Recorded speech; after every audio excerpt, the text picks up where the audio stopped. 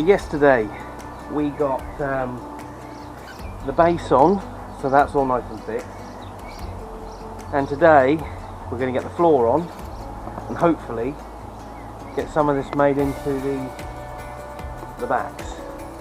But first, let's get the floor on. And we do it like this.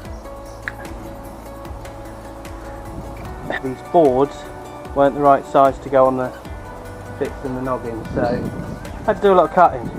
So I've sort of run out of time because I'm now getting a shower in, going to have a round of golf.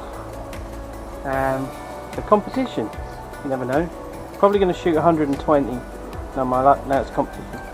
But anyway, floor's pretty much on. Maybe after golf, might be able to get the sides. If not, that's going to be tomorrow. Now, so a quick short one.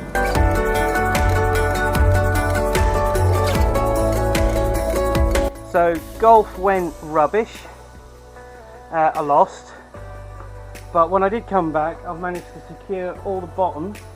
So now we have a lovely sturdy base. And this is going to be the workshop.